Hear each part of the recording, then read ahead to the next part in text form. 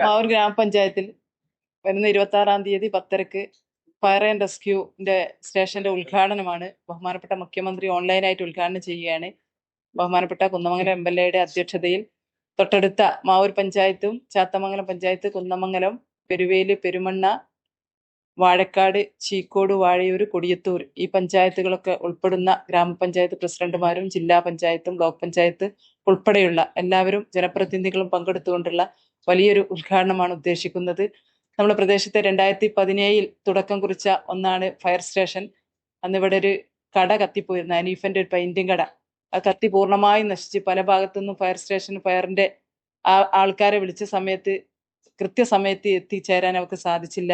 അന്ന് എടുത്തൊരു തീരുമാനമാണ് ഗ്രാമപഞ്ചായത്തും വ്യാപാരി വ്യവസായികളൊക്കെ. ആ ഒരു തീരുമാനം ഇന്നാണ് ഞങ്ങൾക്ക് യാഥാർത്ഥ്യമാകാൻ കഴിഞ്ഞിട്ടുള്ളത്. നേരത്തെ സൂചിപ്പിച്ചതുപോലെ സർക്കാർ അനുവദിച്ചു തന്നെങ്കിലും മാവൂർ എന്നുള്ളത് ഏലൂർ എന്ന ഒരു ക്ലറിക്കൽ മിസ്റ്റേക്ക് കൊണ്ട് 2-3 വർഷക്കാലം അങ്ങനെ കടന്നുപോയി. ഇപ്പം സർക്കാരിന്റെ തീരുമാനപ്രകാരം നമുക്ക് മാവൂർ അനുവദിച്ച് കിട്ടി. 26-ാം തീയതി അതിന്റെ ഉദ്ഘാടനമാണ്.